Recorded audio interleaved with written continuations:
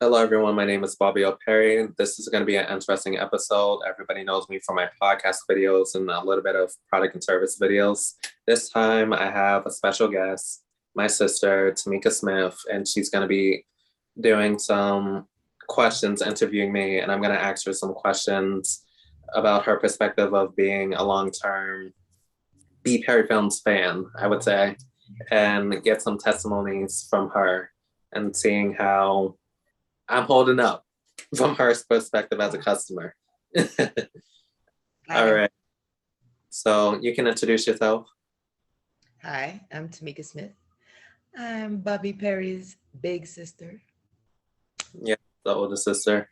Yeah, I have some questions about the business that we're going to discuss. All right. So how we're gonna start out this video is that I'm gonna ask you a few questions just to get a feel from your perspective of how it was like for me growing up as a young kid to hitting adulthood, and how was that transition like viewing it from a third person's lens? What a background in performing arts and transitioning into entrepreneurship and content creation. What were your thoughts on that? Um, it was actually pretty interesting because you were a very fascinating kid, a very interesting kid. You always, you'd find a hobby or something that you were particularly interested in, and you would just go for it. Um, You've always been like that. It's funny. I mean, starting from like what, Pokemon, Yu-Gi-Oh cards.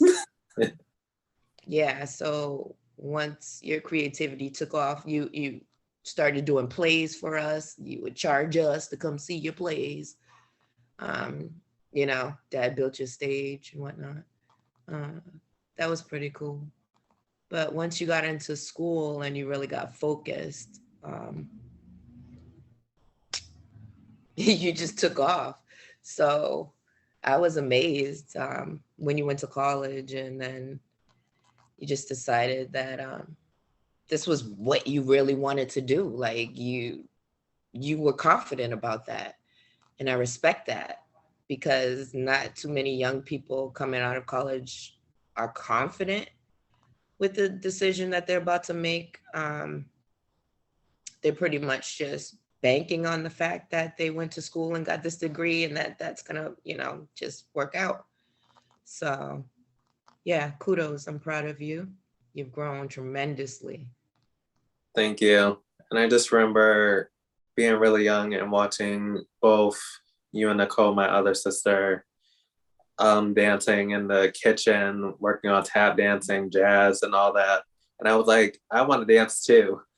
I remember I was seeing the Nutcracker for the first time, and it inspired me to think outside the box. And it was just the mixture of the music, the lighting, the costumes, and storytelling. And it kind of resonated with me. And I remember back in the day when mommy and daddy used to read me bedtime stories.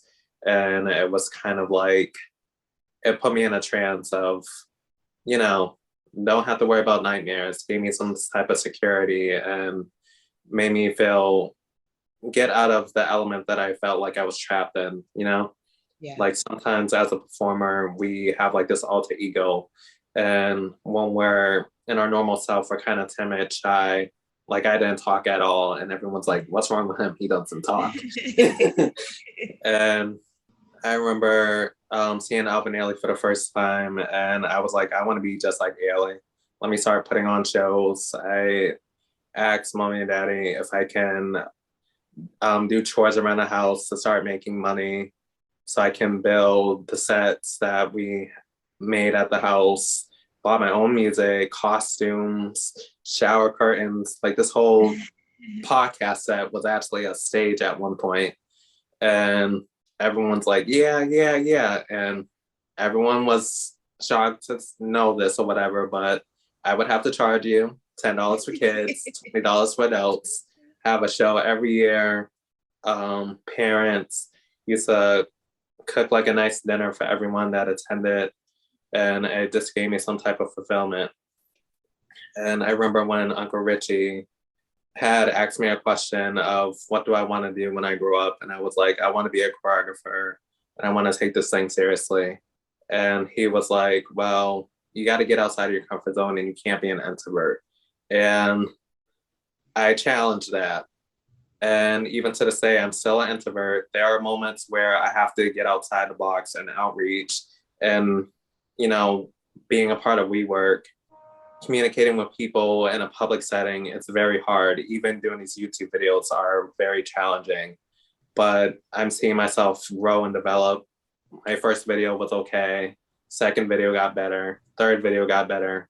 And it's just like a repetition of that. And hopefully my story resonates with other people and just achieves the goals that you want to achieve.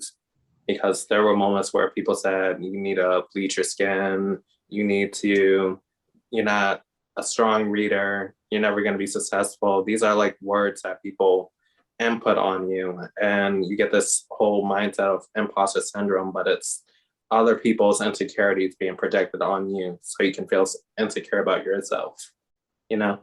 Yeah, I agree with that. I think how I got started in creativity may have had a lot to do with the fact that, oh, I got started when I joined a group called the Freelance Players. It was for middle schoolers and high schoolers, like just about to enter high school at the academy. We pretty much, it was a closed system. So you're just practicing in front of the mirror, in class. And then it's just once a year you're doing this recital in front of everybody else. But I feel like when I joined that more public group where you're performing in front of other people, you're practicing around, you're meeting new kids, and that gave me more confidence. And the more that I went through school and joined sports teams and clubs and just became more social and more comfortable speaking to people, that helped my creativity like greatly. And it gave me more confidence. And I feel like as the older sibling, I was able to show you guys, but trust and believe, I was scared when I had to do it on my own.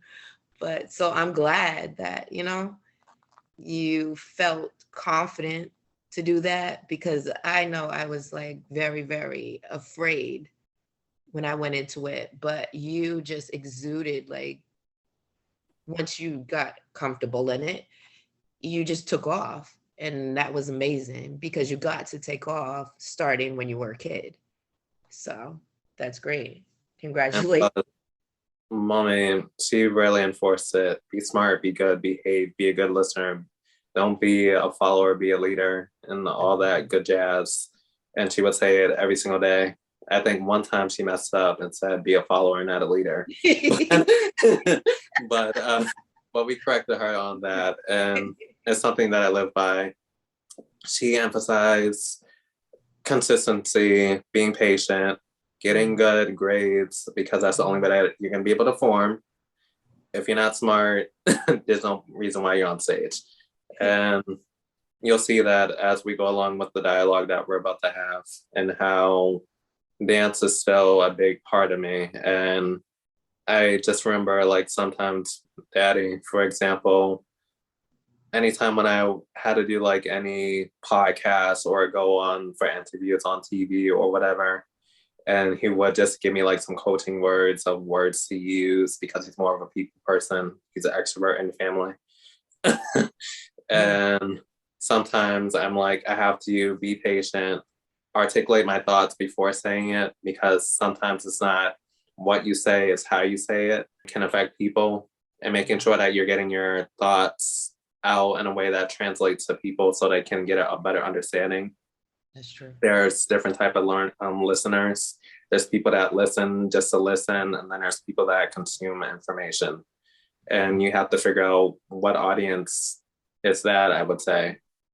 And like I said, just go through trial and error. Just be consistent and don't forget who you were back then. Like, even to this day, I look at younger photos of me and I'm just like, what would I could do right now? Because that was like the most passionate kid that I would ever known, you know? I think that dad has, me being the oldest, that, mommy and dad, they got to grow with me, all of these things like me joining a sports team, but when I was younger, I used to just run track and field. But me now playing sports, soccer and whatever, and dad was like the biggest hype man. It's like, go Tamika, go. And then there'd be other people who didn't pronounce my name right. Go Topeka right next to him. He's like, it's Tamika, you know? Like, yeah, that's like, go, but always. And I think the more that I just stepped out and just wanted to try new things like lacrosse and, soccer and just things that were new to me, he was, that supporter. So he came right along. So he learned it with me. So yeah, Nicole gets into basketball. Yeah, yay. We've done this before. We come and we hype them up. And then you're like, yeah, I want to do this. I want to, yeah, all right. This is what we do, So yeah, Mhm. because dad loves it. He loves to support his kids. He's amazing. Yeah. And I think we just have like a really supportive family, and a lot of Yes. people don't have Yes. that. Yes. Uh, some people don't have the closest relationship. Not saying that people have absent parents, but it's more of they can physically be there, but if they're not emotionally there, there's a big difference. And sometimes that's a disconnect. And we were always taught to be open about how we feel and not bottle things up. I know martial arts was a big thing. All that anger that I had towards my environment, put that out on the tournaments and won some trophies, Oh yeah. medals, all that. Trigger that trigger foot. Yeah. Back up. I'm like, wow. And it Scary. teaches you discipline. A lot of people don't have that. Everyone just wants to focus on being the next six-figure person and not want to put any work. And when I mentioned to people for my coaching, I'm like, you're gonna do some work. I might give you some lecture slides. You're gonna come in with a problem. You're gonna do this homework, and we'll meet back in a couple of weeks and see what resonated with you, what has changed. And I set up a roadmap where they come in with a problem during the discovery call, which people can book. And I try to see if we're a good fit, figure out what your struggles are, how you're doing, stuff like that. And I always ask them how they're feeling at this current moment. What could you do to feel better? Or why do you feel fantastic? What's motivating you today? And sometimes we don't even take the time to ask people how are they feeling, and they're probably going through a lot of stress. Right. And sometimes you have to be empathetic, not sympathetic, and there's a big difference. If you want to know what the difference between the two, just look it up on Google. But it's just like I want them to feel that they're supported, but not feel like they're being told what to do. Because we can give you all the answers on Google, but if you're not putting in the work, you're not going to get any results. We can have all these coaches talk about mindset, manifestation, and all this good jazz. But what does that really mean? Are they really practicing that throughout their day? Probably not. But they're just telling you what they hear other people saying and not getting that moment of when it comes to coaching, people forget that there's a 50-50 support. You come in with a problem, we try to provide you with a solution, but you need to figure out the solution on your own, and we're just guiding you through the process. For I me, feel I'm not like, trying to take your money. I'm not gonna just throw out right. affirmation quotes just to make you feel good. We just, But you want to start a business, start a podcast, start a YouTube channel, you have to just post a video.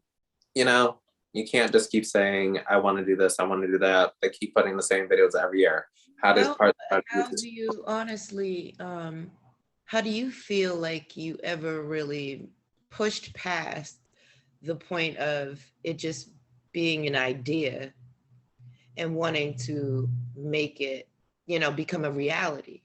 Like, because like you said, a lot of people, they'll come to you and they'll be like, do you have any ideas? Like, what should I do? Basically give me the plan so I can Mhm. have it and make money. And we know that that's not it. It's like you're trying to get some guidance on your own plan, you know? So how do you feel like you pushed past the, you know, to move into the area for all of this to become a reality? I started when I was 9. I wrote a list of like 10 things that I wanted to do.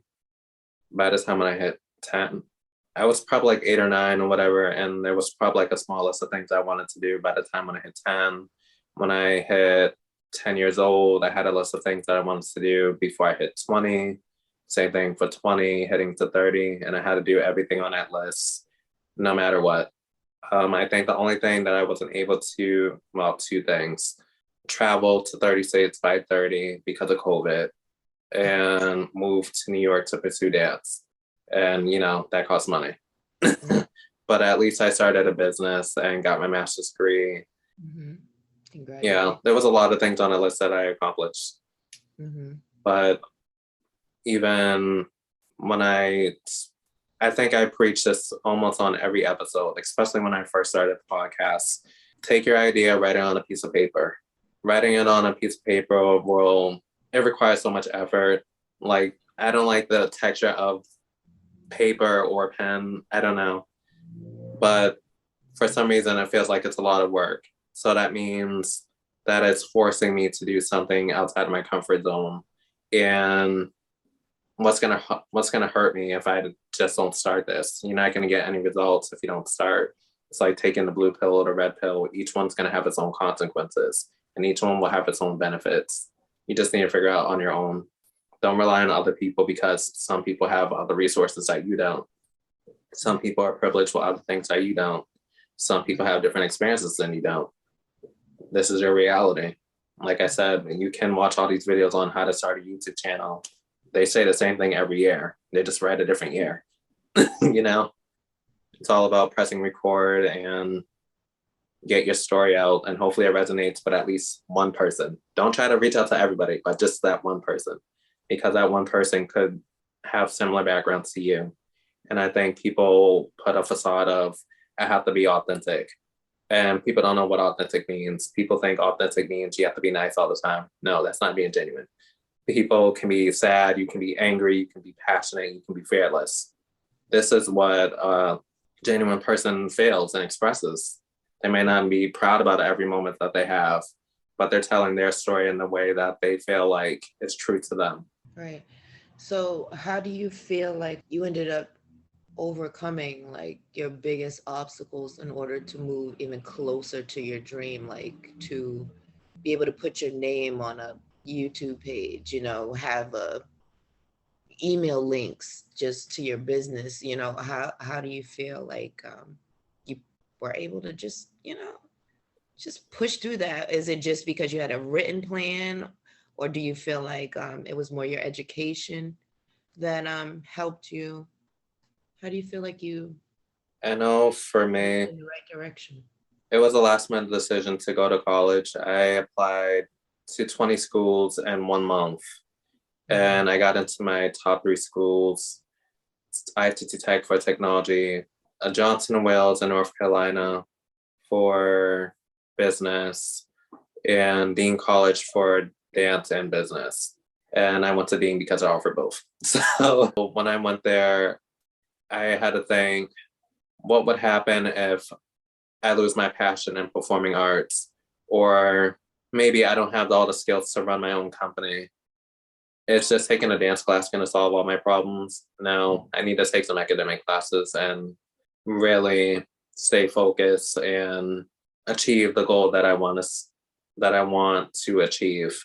And I don't believe in quitting. I want people to, you know, learn from your mistakes and just take a chance and just believe in yourself.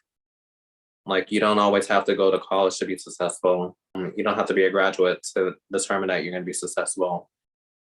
There's many of people who have different avenues, whether they graduated or not, and turn out successful. And you shouldn't be slave to what other people think. It's all about finding what's passion to you.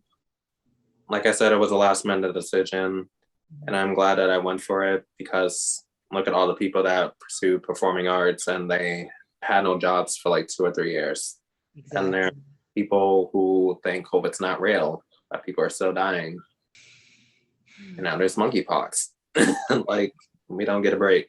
Yeah, seems like it. I just don't know how you just are so confident right now. Like, I mean, do they sell that or what? Like, what's going on? In actuality, I could be nervous, but I just don't show it. I just think of it as me on stage. I don't know how I performed in front of thousands of people. I Like, know. me going I to a was club is like, so awkward. wow. To be the baby of the family must be awesome.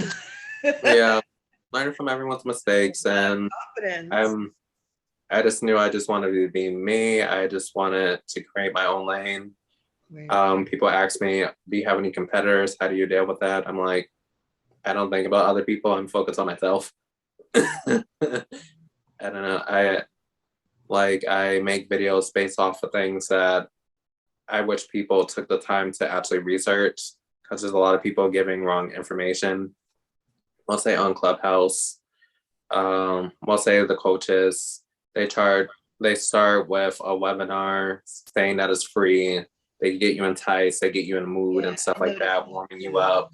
That too. And then at the very end, they're like, wait, the 10 of you that are still here, just like, no, if you want more of this kind of content, you got to pay me $5,000 for Right. three So courses. what makes you stand out from those types of coaches? What makes me stand out is that I actually do my research, and I try to not try to upcharge people. I try to make people feel like they're being supported. I don't think me charging $1,000 will make them feel any better than if I was charging $100. Right. You know, it could be the same information, but it depends on who your audience is. But I feel like people have this fantasy of, I'm making $1 million in my company, but how much is the net profit? When people get confused, they're like, isn't that person a millionaire? No, that person has expenses. They got the website, they got the manufacturers, you got the ads, you got to record things, you got your crew, you got email lists, all these other expenses, and you're probably just profiting maybe 200,000, if even that. And a lot of companies struggle the first 3 years, especially as a Black company. They don't even really surpass the first year because of lack of support. And I did a webinar on Black men in business, and I want everyone to definitely check out that video. I'll have the link in the description.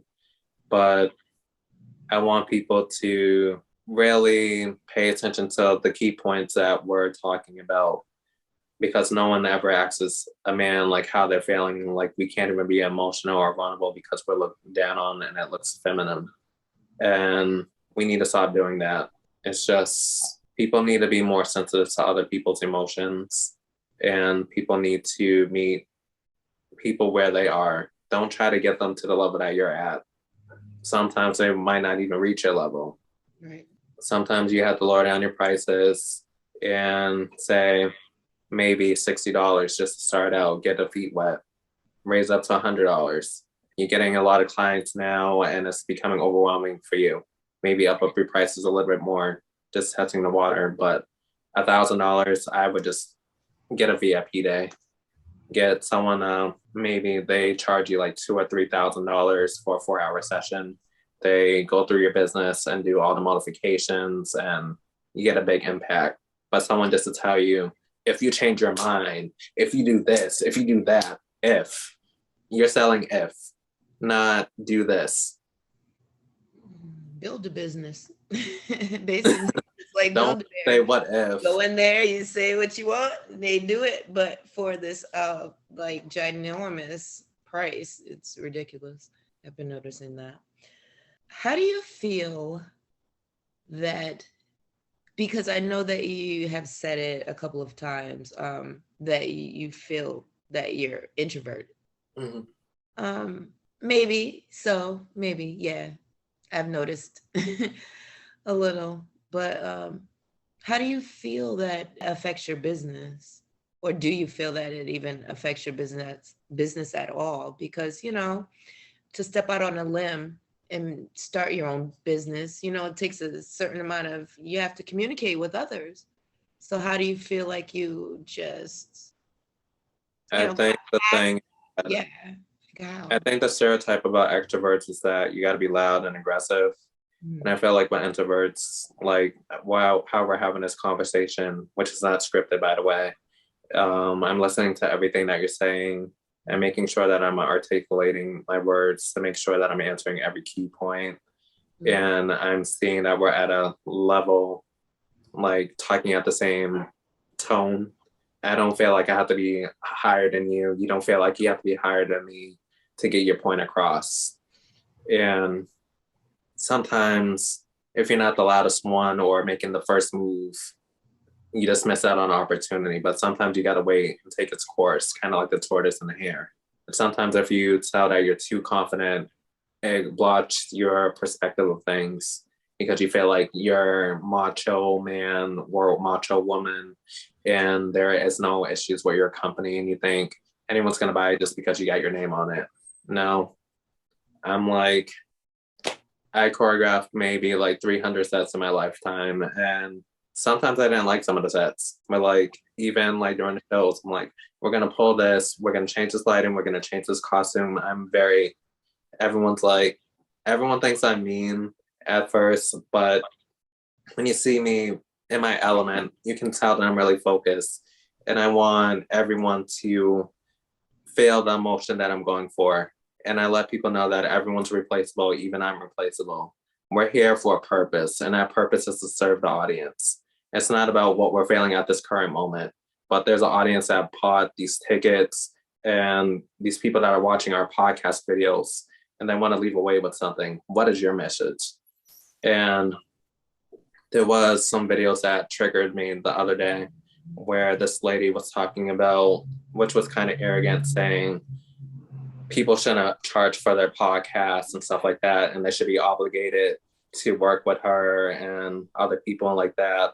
And I'm just thinking in my head, if people actually knew all the things that go on behind the scenes, the outreach at the audit people's accounts, making sure that these people are legit and are a master in their craft. I have to outline everything, make sure that they feel comfortable. I have to make sure that the technology is right. I have to record, edit, create a thumbnail, create a blog, newsletter. I'm doing all this stuff in less than 24, 48 hours. And people don't understand like the level of intensity that is. So by her saying we shouldn't be charging her any money, it's like, who are you? Right. Do you generate? I think the thing that triggered me was when she said, if you charge, I need to know how many people are downloading your content. I need to know how much that you're grossing. I need to know this and that. But that's not a question that you would ask. You would only ask that if you're a part of a seminar or a webinar because you're talking to an audience. But when it comes to a podcast, I can't tell you how many people are going to watch this video. Right. YouTube is a great source because it's evergreen. That's going to last forever, whatever. Whenever you decide to cancel your account or whatever, then it might terminate. But if you're on Spotify or Clubhouse, that information gets deleted. And people are too focused on a fake engagement. Like, I need to be on TikTok. I need to be on Clubhouse. I need to be on Instagram. I need to be on this. I need to be on that. But it's like, do you really need to be on every platform? Like, if I see people on like 10 different platforms, I kind of think you're unorganized. And I only say that because it's just like, That's what you hear every time you listen to, say, if I tune into a YouTube page and they're like, share, and subscribe, please, then they go on to sell the spiel of, and I'm on Instagram, and I'm on Snapchat, and, and I'm boo boo baby on, this other thing over here. And it's like, that's what you start to think is going to make you popular or make you just like it's brain automatically, like dead. the more platforms that you put yourself on, it misleads you to think that the more platforms you put yourself on, then, that's just what's going to take off for you. And then it's just, that's all the work you got to do is just put your name out there. I think that this is a very important conversation that we're having right now, because you're clarifying that, yeah, you could probably just do the work on one, and then your name spreads to, and then when you're ready and you have a plan with one, you can take it to another platform, and you can add multiple platforms. But yeah, I think you're making an absolutely great point right now. I Yeah. think like I never used social media before this business. It's like I had accounts, but everyone's like, I sent you a message on Facebook and you haven't replied in like 4 or 5 months. What's going on? I'm like, I don't use it. People just text me or Right. email. Right. Like, I don't know. Um, but I knew for me, I don't like waking up to like 1,000 emails. So I'm like, just reach out to me on Instagram if you Yeah. want to be featured on the podcast. Let me know what your niche is. Send me your website. I'll send you an email back. I'll go through a full audit. If I say no, there might be some red flags. That's why. But if they ask me why, I'll provide them that information, and then I can suggest the coaching to help them get better at that skill that they're lacking at. I'm kind of like an all-in-one platform where I work with, for the podcast, I work with performing artists, small businesses, and content creators who already have a brand already. And they're translating that through dialogue, through educational content. You got the webinars, more exclusive information that's not really shared on the podcast because I get the one on one conversation with you, with my subscribers. And I'm getting a point of maybe I should think about this for my next video or my next webinar. Maybe get some insight on what things are working for them, what's not working for them. It's more relatable. You got the blog where it has more exclusive information where it feels like I'm talking to you directly. It's very interactive. So do you And feel like you everything's like all you worked integrated. on one thing at a time, and then as you grew, you just automatically were like, okay, well, maybe now I'm ready to share it to this other platform, or, expand a little because I have more foundation to establish for myself. Do you feel like that was a better method for you in order to move from, platform to platform to let I people? think less is more, to be honest. I don't think you need to be on social media every single day. Okay. Um, there's some platforms that I don't really use on a regular, like TikTok. I think it's been like a month since I've been on it. I'm sorry, you guys. But I don't know. I post on Instagram once or twice a week for like a story, letting people know about the new podcast video, what's going on, trying to get people to the email list so they are first to know about anything. Right. I'm emphasizing people sign up for the coaching because I'm tired of people being in that rut of, I can't do this and I will never be successful. We need to get out of this mindset of everything's impossible. Yes. Things can be possible, but you just need to try and do your best. You're not going to be a rocket scientist in one day. Airplanes Or weren't just maybe, built in a day. hey, who are you to judge? You know what? You right. I'm just saying, but but everybody made a mistake. We have to be a student first before we can be the teacher or the coach. And I think people are in this facade of being an influencer. I'm like, you people don't even influence me to like wake up at 5 o'clock in the morning. Like, I'm not waking up that early. It serves me no purpose. I wake up at the time that I wake up. I'm very routine. The first thing I do is brush my teeth, take a shower because I'm big on hygiene. Get something to eat, get in my little zone, check my emails, and get to work. That gives me some type of fulfillment. But I need that hour to myself with no interruptions of let me get in this mode so I can have a productive day. And my time can't be wasted by people that don't have like the same values as me. And want to drain my energy. Right. And we have to set boundaries. Like I said with the lady, not me talking to her, but I'm just saying for people about podcasts, some people charge based off of your audience. It's a marketing expense. I even went on the United States Patent and Trademark Office website on class 41. If you look at podcasts, it can be identified as advertisement, entertainment, and education, which is a service. Service-based businesses need to be supported because we're taking the time out of our day to share that moment with you and make you feel important. Make us feel the value back. It shouldn't just be a one-way situation. We don't want to take advantage of you. Well, most of us don't want to. And we don't want you to take advantage of us. Right. So when you have that discovery call, set the tone. This is what I want from you. This is what you want from me.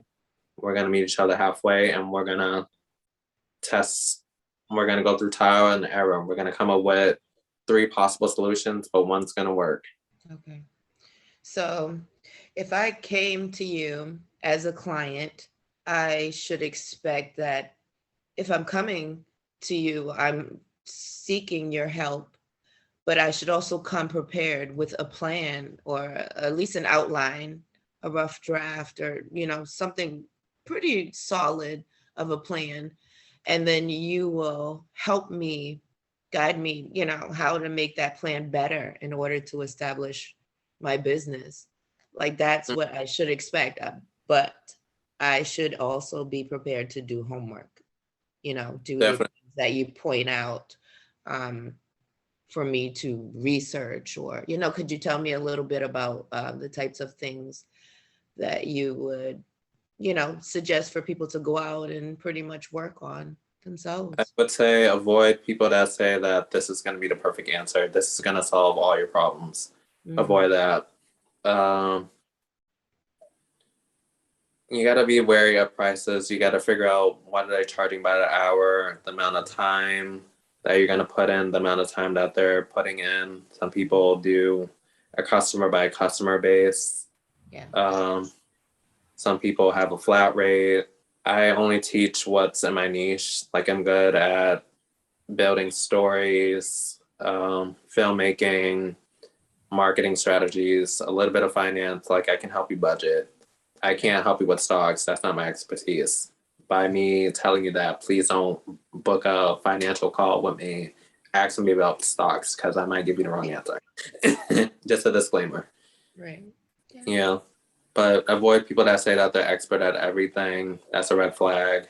If you don't have the time to do the work, that's a red flag on yourself. Avoid people that say that they don't have time for you, they don't value you, or trying to say, if you don't do this, you're going to stay poor. That's a big red flag because who has the right to tell you what your success is going to look like if they don't buy your product? Okay. Are there just certain clients that you see yourself, certain areas that you see yourself working with, or could say a product-based business person, who had an idea about a product that they wanted to develop? Could they come to you and you could help them just as much as you could somebody who had, let's say, wanted to start a dance studio or, be a choreographer? Could you help the product-based person just as well as the services-based person? I wouldn't compare the two because I don't think everyone is strong enough to be considered a choreographer. Some people have a knack for dancing, which is one state of mind, but choreographer, they're more focused on story and intentionality, and they're more vision driven. It's like kind of comparing an entrepreneur to a business owner. It's 2 different things. So you basically can distinguish the wheat from the chaff. So yeah. if somebody came to you and just said, I want to do a dance studio, I can dance, But there's a business side behind but they really haven't studied any kind of dance. They haven't, Look, you can be the most passionate person in the world. You can have the most love in the world. But if you can't compose something that is compelling to that audience and they're all saying boo to you and maybe throwing tomatoes, You can't produce, then yeah. What do you got to be honest with yourself. And sometimes the instructors aren't that good. It's not your fault. So you can only be as good as an instructor. Right. So when you talk about that product-based business, market research, they're not going to like that word. Right. That takes time and effort. Business plans take, well, if you don't have as much experience as me, maybe like a year or two, and you're always re-editing things because some services might be more successful than others. Right. Like I thought the podcast was a great way for me to get outside my comfort zone and network a little bit, learn about different topics outside of my niche. Because I'm a hybrid business. I stay most of my time all by myself. I have no crew, except when I'm hiring off of Fiverr for maybe like a logo or something like that. But I did my website myself. Everything that you see content wise, I do myself. Everyone's like, when are you going to hire? I'm like, when the time is right and when the money's right. That's right. Yeah, you just need to know your limit. Just take your time, try one service at a time, see what's working, what's not working. I think I just focus on what did my audience want. Sometimes my topics are broad and maybe breaking it down into multiple videos. And some people want certain questions answered. So the only way I can do that is through the webinars or through the one-on-ones. And everyone's like, when are you gonna decide to do a course? Only time will tell. Will people sign up? Right. You're right. So do you feel like in small business that quantity is important, like the amount of, say things that I could provide for a client, like even if I were providing candles, say I wanted to sell candles, I should offer multiple things, or should I research on how to just make the best candle first and foremost, or is it just really important that people have options when they come to your business, whether I could choose option A or option B? How do you feel like, or should they know, like, yeah, they only offer one option. So, if I'm coming to them, clearly I just want this one option. I would think of it kind of like lemonade. Do you want the regular lemonade or pink lemonade? It's just a different color. Right. And when it comes to candles, artists, I think of it kind of like a seasonal thing. It's like people like certain scents during certain seasons. Some people like the candle because of the color, how tall it is, how small it is. Is it gonna warm up a room in a few minutes? Is it gonna give this type of aroma in a few minutes? Because everyone's attention span is so short. Is this candle too big and it's gonna cause my house to catch on fire? Am I gonna what do you call it? Put a cover over it to dim the light, maybe. Sometimes you gotta write these disclosures because people don't know. And sometimes there's like a translation barrier, or people are raised in different cultures. You need to, as a product-based business, you need to understand your market. What sells in America may not sell in Tokyo. Like, so look that's at the most important part, that you need to understand your market. Would that be like your number one tip? I think you need to understand yourself and what your span is, and then understand the market. Because if you're not self-aware, you're not going to persevere. That's a good one. That's a good one, brother. Okay. In your opinion, where do you see my business going? Whether it's a podcast, coaching, maybe courses, what do you see me doing within the next year or two? Wow, that's a big question. I think I see you really maybe taking off and getting more of your own personalized like office space, like kind of getting a really, solid space where, you set up your equipment and you know what I mean? Like people can come to you or call you or whatever. Like it's just legit about um, your business and that this is what you get to focus on all the time, not, have to run off and, because this is just your side thing that you're working on. I feel like it's going to become your main thing. That's crazy. I That's think the biggest thing for me, which I appreciate Google for, I was focused on rebranding. I think it took me about 6 months to rank first in Google, I which is see it. really, I see it. You're moving in the right direction. I totally see it. but that's very fulfilling. I want to be known not just for dance and not just for business, but I created a new word, well, a new term called artistic creator. And everyone looks at my business cards and they're like, you have so many services. What do you identify as the most? And I'm like, you can just call me an artistic creator, a person who creates stories and makes it into natural product. Right. Okay. But yeah, I want to say thank you for taking the time out of your day. And hopefully this video helps inspire people who are looking to start a business, scale their business, or pursue anything in life, whether it's a personal brand, you feeling that fulfillment within, not worrying about what other people feel, Right. but being honest and true to yourself and persevering through the obstacles. And hopefully my content will continue to grow. Hopefully we'll have amazing guests. Hopefully people will continue to subscribe to the channel. And I see big changes coming in, especially in October. I'm changing the whole platform completely. And I'm excited for what's to come. And hopefully everybody's going to come along to ride. I am like already have bought my tickets to be on the ride when the ride is ready to go. And I'm ready. Thank you for having me. This was um, a new experience for me, but there's been a lot of new things for me, and I feel like you're helping to bring me out of my shell. So that's pretty amazing that now you can return the favor. Thank you. I wish you all the best of luck, and I can't wait to see what's next.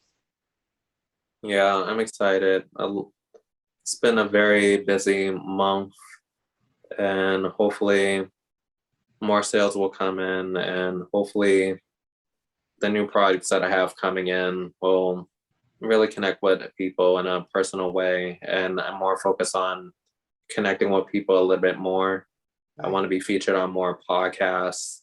I want to see my subscribers more, maybe not meet and greets at the moment, but maybe through coaching or the webinars that I host, and get a feel for what you like.